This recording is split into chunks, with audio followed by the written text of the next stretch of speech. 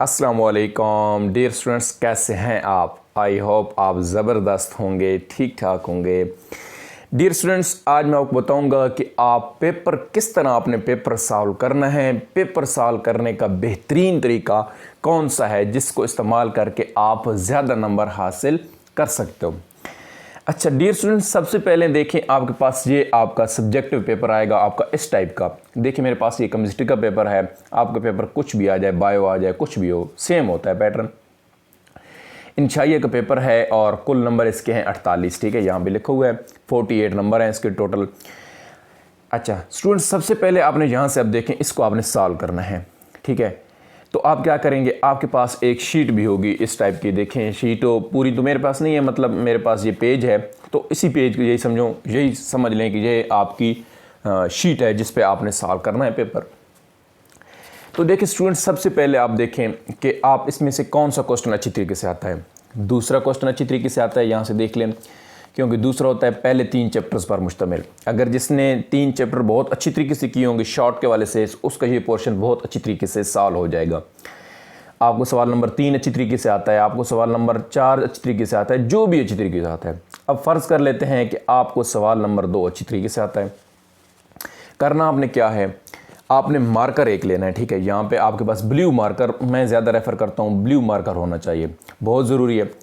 अच्छा, इसके साथ आपकी राइटिंग जैसी भी है, मेरी अपनी राइटिंग इतनी अच्छी नहीं है, राइटिंग खैर है जैसी भी है, लेकिन आप साफ साफ लिखेंगे तो आपकी वो जो राइटिंग है वो खुद ब खुद खूबसूरत बन जाएगी।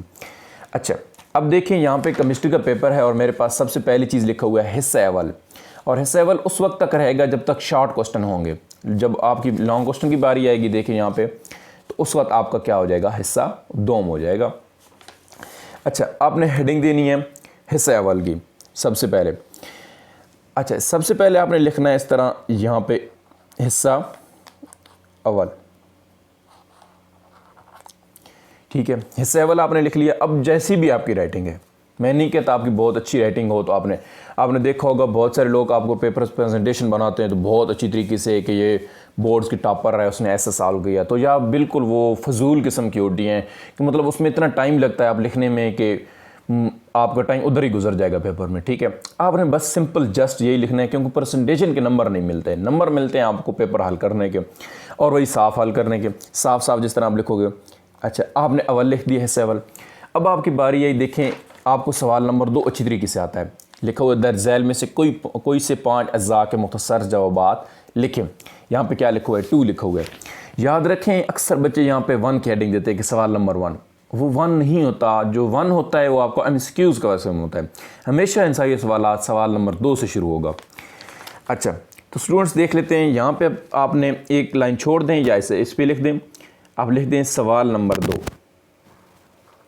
सवाल नंबर 2।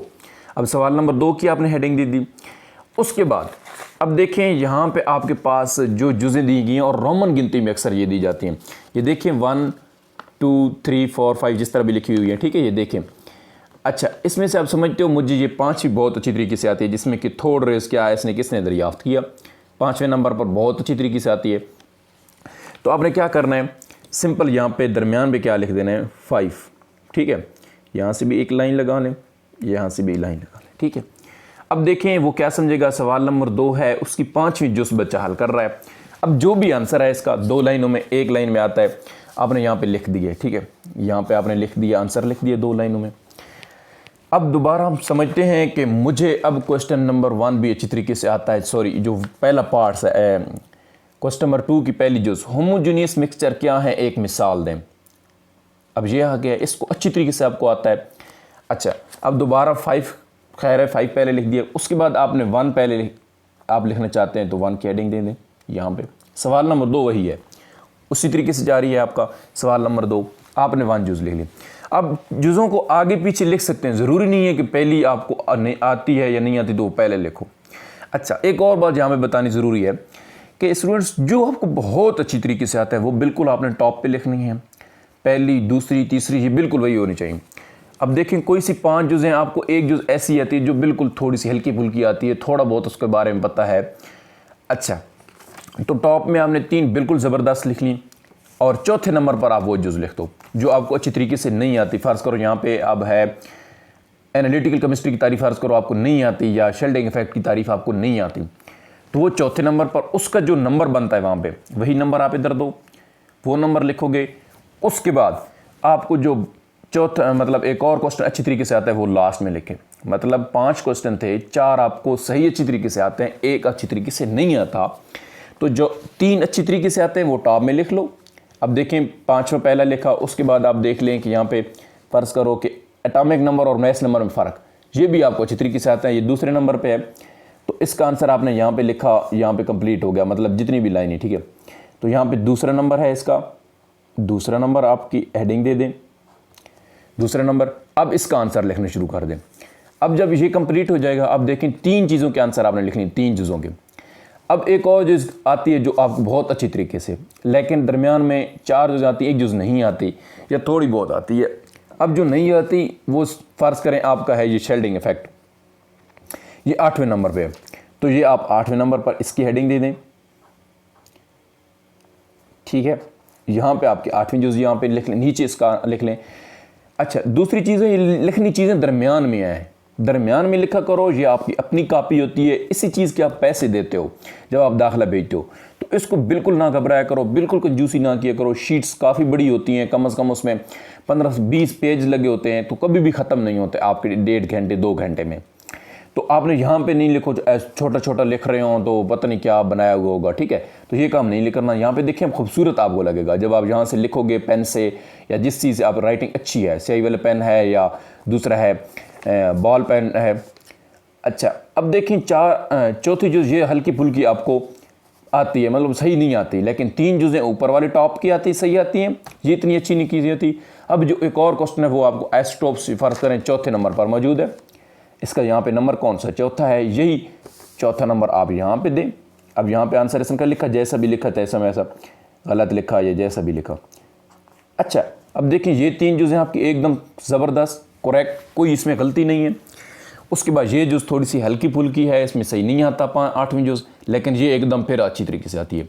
ऊपर भी आपका ठीक है, नीचे भी आपका ठीक है, दरमियान में एक क्वेश्चन अगर आपका थोड़ा सा गलत भी है तो वो चल जाएगा उनके दरमियान।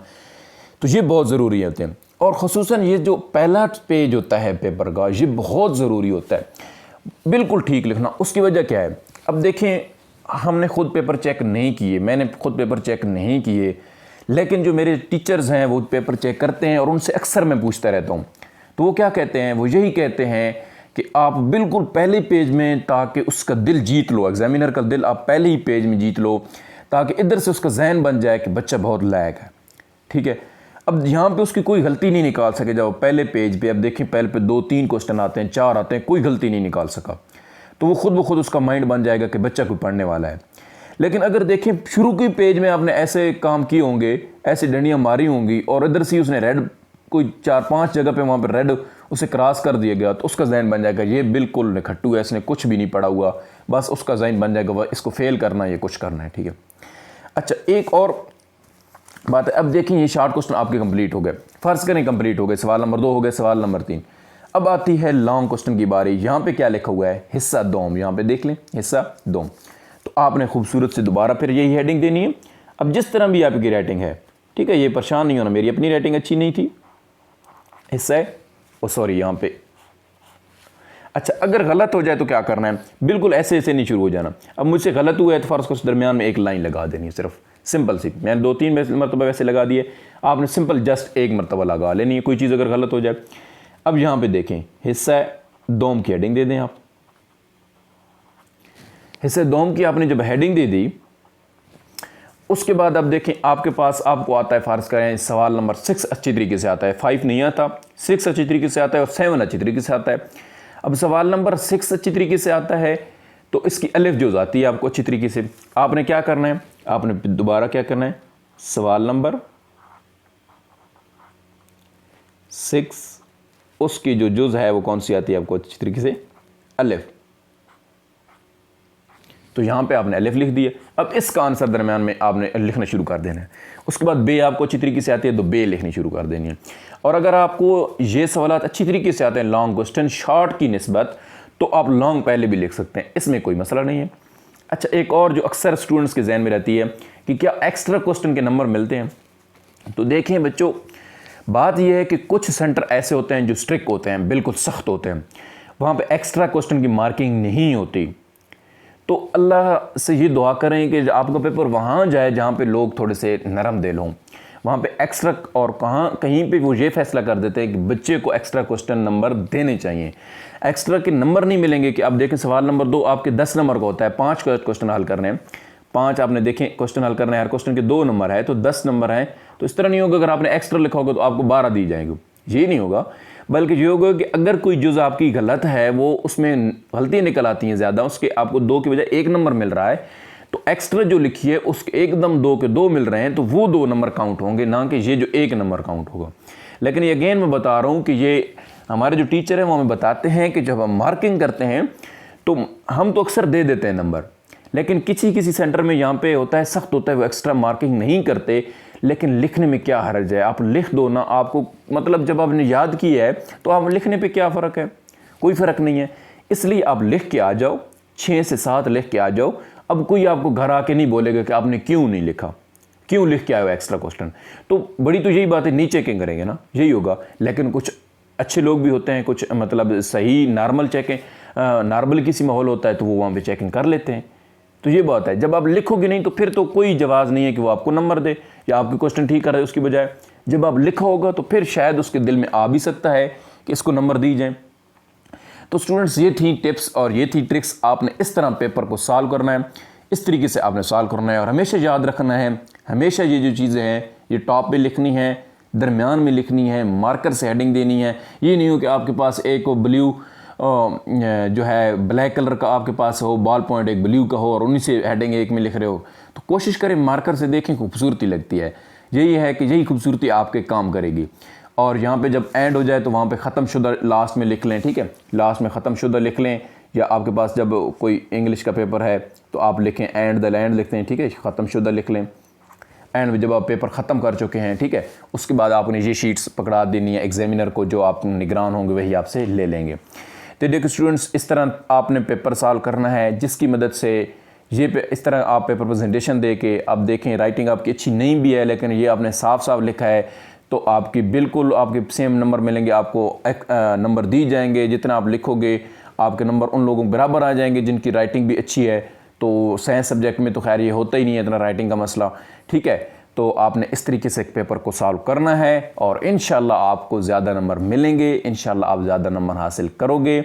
मेरी दुआ है आपके साथ कि आप इंशाल्लाह ज़्यादा नंबर लो और मेरे लिए भी दुआ किया करें। और अगर आपको वीडियो पसंद आई है तो वीडियो को लाइक कर दीजिए, चैनल को सब्सक्राइब कर दीजिए। मिलेंगे अपनी एक नेक्स्ट वीडियो में, तब तक के लिए खुदा हाफिज़।